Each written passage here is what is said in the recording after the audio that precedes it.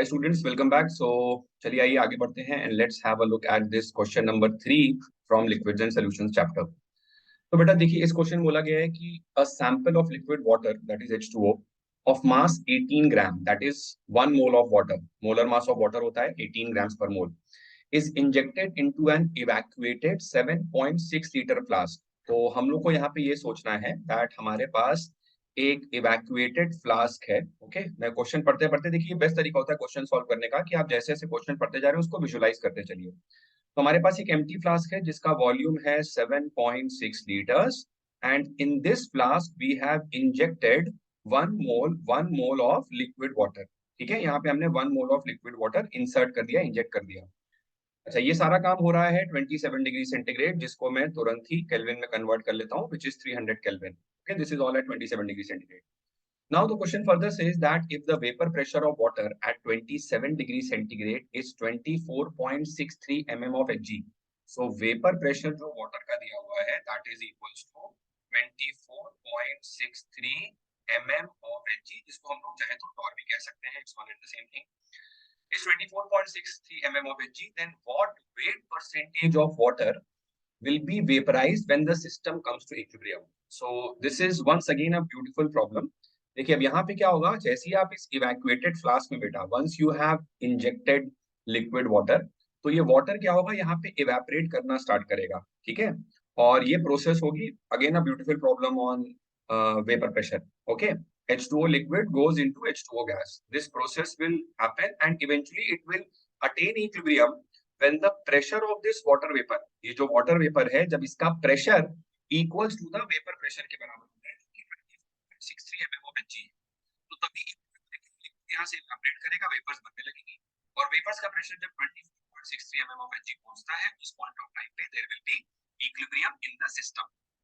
तो अब हमको बोला गया है कि when it comes to equilibrium assume water vapours behave as an ideal gas, which simply means कि हम PV इक्वल टू nRT लगा सकते हैं, and the volume occupied by the liquid water is negligible in comparison.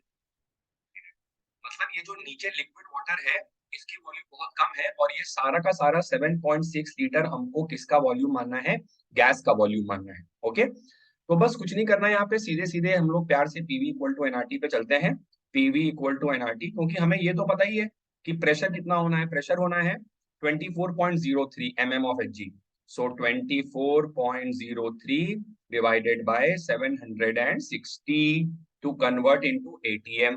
Okay, after that volume is 7.6, तो volume की जगह 7.6 put कर देते हैं भाई, let's put 7.6 in place of volume. Number of moles हम लोग को निकालना है, कितना मोल लिक्विड, देखो हमने मिलाया 1 मोल था, लेकिन उसमें से कितना मोल गया गैस फेज में टू एक्सर्ट दिस प्रेशर, ये लॉजिक है यहाँ पे। ठीक है, एंड आर का वैल्यू हम लोग ले लेते हैं 0.0821। ओके, 0.0821 एंड टेम्परेचर हमारा है 300 केल्विन। तो आइए थोड़ा सा यहाँ पे हम लोग करेंगे सॉल्विंग। तो क्या क्या चीजें हमें नजर में आ रही हैं, सबसे पहले तो मुझे दिख रहा है कि ये 7.6, ओके, तो ये इससे कट गया almost 100 times. Okay, this gets cancelled out 100 times, 7.6 into R 10 करो 76 इंटू 100 करो 760। अच्छा भाई, इसका 2 जीरो आप इसे दे दो 8.1, 8.21, 8.21 और 24.03। ठीक है, तो ये ऑलमोस्ट मुझे लग रहा है ये कैंसिल आउट ही हो रहा है ना, 3 से कैंसिल आउट हो रहा है। Okay, so this is getting cancelled out by 3, ये लगभग 3 टाइम्स हो गया है ना, 3 1 जा 3, 3 2 जा 6 एंड 3 8 जा 24, सो 24.3 के आसपास ही आ रहा है। उधर भी कितना दिया हुआ है 24 अच्छा देखो मैंने वैल्यू ही गलत यहाँ पे नोट करी है ना, ये 6.3 था, सॉरी, तो प्लीज एक्सक्यूज मी, नहीं तो ये बिल्कुल एग्जैक्टली कट जाता। तो ये मेरे प्यारे बच्चों ये है 24.63 था ये, है ना, तब तो बहुत अच्छी खुशी की बात है, ये तो एग्जैक्टली कट रहा है फिर तो, है ना। तो ये एग्जैक्टली इससे 3 टाइम्स कैंसिल आउट हो रहा है और ये 3 भी कैंसिल आउट हो गया। That means that n is equals to 1 upon 100 mole. Okay, n is equals to 1 upon 100 mole. Okay, तो इसका मतलब हमने टोटल 1 मोल लिया था जिसमें से 0.01 मोल पानी ने बनाया है वेपर, 0.01 मोल पानी ने बनाया वेपर। अब आपको वेट परसेंटेज पूछा गया है, लेकिन सेम सब्सटेंस के लिए, सेम सब्सटेंस के लिए, है ना, आप वेट परसेंटेज लो या मोल्स का रेशियो लो, सेम ही आएगा। मास परसेंटेज निकालो या मोल परसेंटेज निकालो, सेम ही होगा। क्योंकि देखो अब आप क्या करोगे, जैसे इसको 18 से मल्टीप्लाई करोगे, इसको भी 18 से मल्टीप्लाई करोगे, तो दोनों को डिवाइड करोगे भाई, तो 18 18 कैंसिल आउट हो जाएगा ना। तो कितना percent, okay, percent of water vaporised, percent of water vaporised कितना होगा ये बताना है हमें। So that will be equals to 0.01 divided by 1 into 100, which will, this is the amount which has gone into vapor upon total into 100, which will be equals to 1%। आपका answer आ जाएगा। तो 1% है कहीं पर, जी हाँ बिल्कुल है, answer will be A 1%।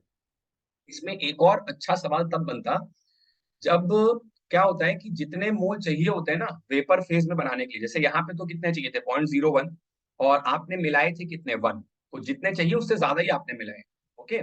But और अच्छा केस तब बनता है जब चाहिए होते, मान लो लेट से कुछ वॉल्यूम वॉल्यूम ऐसे एडजस्ट करते कि यहाँ पे चाहिए होते हैं 2 मोल, और मैंने मिलाया होता, वॉल्यूम ले लेते, बहुत बड़ा ले लेते कंटेनर का, तो वहां पे मान लो 2 मोल आता, ये जो मोल्स का रिक्वायरमेंट है ये वाली चीज जो है 2 आती, मान लो ऐसा कुछ डेटा होता, और हमने लिया होता यहाँ पे 1 मोल ही लिया है, तो फिर ऐसे केस में क्या होता है ना, तब ये और अच्छा सवाल होता, तब ऐसे केस में सारा पानी इवेपोरेट कर जाता और प्रेशर वेपर प्रेशर के बराबर नहीं पहुंच पाता, ठीक है, तो वो और अच्छा केस होता है। तो आई होप आपको समझ में आया होगा मैंने क्या बताने की कोशिश करी इस पर्टिकुलर कॉन्सेप्ट से। फिर आइए नेक्स्ट बढ़ेंगे आगे क्वेश्चन नंबर 4 की तरफ, जल्दी फटाफट, we have to quickly discuss. Raoult's law is obeyed by each constituent of a binary liquid. तो ये बेसिक डेफिनेशन होती है भाई, देखो राउल्स लॉ की, कि राउल्स लॉ के लिए हम लोग एक छोटी सी कंडीशन पढ़ते हैं, आइडियल सॉल्यूशंस फॉलो करते हैं राउल्स लॉ को, and for ideal solutions there should be no changes in the force of interaction. तो ये सभी को पता होता है, बहुत स्टैंडर्ड रूटीन प्रॉब्लम है कि A B interactions are similar to A interactions and B interactions, ठीक है, मतलब दो ऑलमोस्ट सेम एक ही टाइप के लिक्विड्स होने चाहिए, जैसे बेंजीन और टॉल्यूइन हो गया, या फिर नॉर्मल हेक्सेन और नॉर्मल हेप्टेन हो गया, तो इस टाइप के लिक्विड्स होते हैं, तब राउल्स लॉ फॉलो होता है, आइडियल सॉल्यूशन फॉर्म होता है। तो Raoult's law is obeyed by each constituent of a binary liquid when the forces of attraction between like molecules are greater, no, the forces of attraction between like molecules are smaller, no, the forces of attraction between like molecules are identical with those between unlike molecules. वही बात है कि A interaction और B interaction, ये like molecules हो गया, और unlike molecules हो गया ए बी इंटरैक्शन। तो ये बेसिक कंडीशन है राउल्स लॉ की, बहुत थ्योरेटिकल सवाल है। तो आई होप ये दोनों क्वेश्चन सभी को क्लियर होंगे। फिर मिलेंगे नेक्स्ट वीडियो में और डिस्कस करेंगे इसके आगे questions. Till then everybody take care, thank you and keep studying.